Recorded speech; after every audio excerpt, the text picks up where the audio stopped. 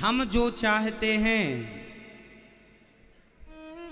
समझिएगा, हम जो चाहते हैं, हम जो सोचते हैं, हमारी जो इच्छा है, वो पूरी ना होना ही आपके हिसाब से दुख है।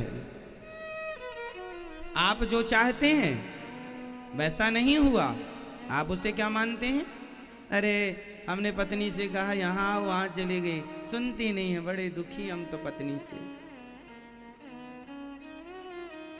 हमने बेटा से कहा ये करना है, उसने वही नहीं किया, वहाँ की सब किया, सुनते ही नहीं हमारी महाराज जी, हम तो बेटे से बड़े दुखी हो गए। क्या दुख है? कोई दुख नहीं है। आपके मन की ना होना उसे आप दुख मानते हैं। आपके मन का ना होना आप उसे क्या मानते हैं? दुख मानते हैं। आप कभी विचार करना, एकांत में आज शाम को बैठना और दुख पर मंथन करना। आप सबको एक प्रश्न पूछना है अपने आप से। सवाल पूछिए, क्या मैं दुखी हूं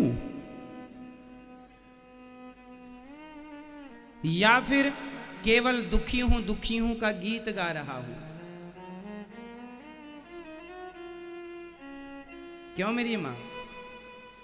आप जितनी मेरी मां, बहन, बेटी, भाई लोग, पिता तुल्य बुजुर्ग बैठे हैं, आप कोई दुखी नहीं है।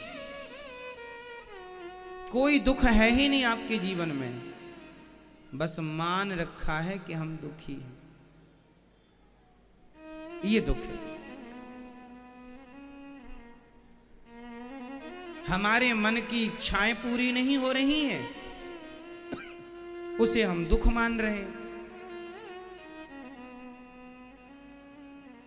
इसलिए कहता हूं, दुखों से बचना है तो अपने मन को कंट्रोल करो, मन को साधो, मन की उथल पुथल को शांत करो, मन को बहिर्मुखी नहीं अंतर्मुखी बनाओ।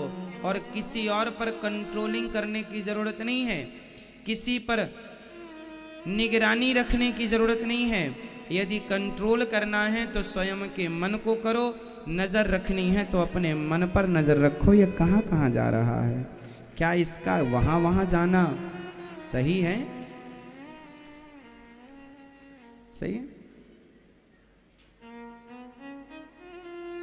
समझाना है तो मन को समझाओ अपने, डांटना है तो मन को डांटो अपने। मन की गति है अटपटी, झटपट लखे न कोय, मन की जब खटपट मिटे तो झटपट दर्शन होए। ये मन आपके सुख दुख का कारण है।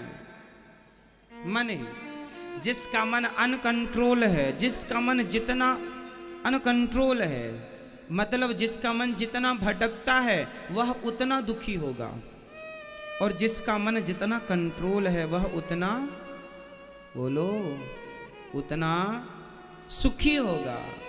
इसलिए थोड़ा मन की भाग दौड़ को कम कर लो। अच्छा, एक बात प्रैक्टिकल से समझते हैं। एक एग्जाम्पल मैं आपको उदाहरण से समझाता हूं, इस बात को समझिएगा। एक लेंस होता है मेरी माँ, जब हम कोई छोटी सी चीज देखते हैं ना तो एक मोटा सा गिलास आता है, कांच लेंस। आपने कभी बचपन में देखा होगा, एक कांच होता है जो कागज रख देने पर, सूर्य की किरण पड़ने पर कागज में आग लग जाती है कांच से। कौन कौन जानता है ये कांच? अच्छा, जानते हैं आप? एक गिलास होता है, हम लोग बचपन में उसके संग खेले भी हैं। कागज रख लेते थे, रुई रख लेते थे और धूप में उसे लेकर बैठ जाते थे। उसमें एक छोटा सा गोल डॉट बन जाता था, है ना। फिर थोड़ी देर तक उसको ऐसे पकड़े रहो हाथ से, तो सूर्य के प्रकाश को वो इतना तेजी से फेंकता है कि इतनी गर्मी प्रकट होती है कि कागज में, रुई में आग लग जाती है। अच्छा, एक बात बताओ, माना कि ये कागज है, माना कि फॉर एग्जाम्पल, और माना कि ये कांच है और सूर्य का प्रकाश है। अब मैंने, अच्छा कितनी देर करने से आग लगती है? कितनी देर? लगभग 3 मिनट 4 मिनट आपको स्थायी उसको रखना पड़ेगा, तब कहीं जाके कागज में आग लगेगी।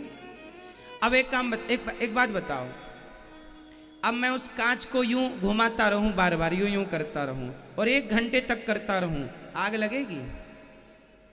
आग लगेगी नहीं। और स्थायी रखूंगा तो आग लग जाएगी। बस मेरी माँ, ये तुम्हारा मन ही यूं डोल रहा है। जिस दिन ये मन स्थायी हो गया ना, उस दिन आग लग जाएगी। और जब आग लग जाएगी तो अंदर जितने विषय वासना भरे पड़े हैं सब जल के खाक हो जाएंगे। इसलिए मन को वैसे ही स्थिर करना है जैसे कांच को स्थिर करने से उससे अग्नि प्रकट हो जाती है। मन को स्थिर कर लोगे ना तो भगवान वैसे ही प्रकट हो जाएंगे जैसे कांच के स्थिर से आग प्रकट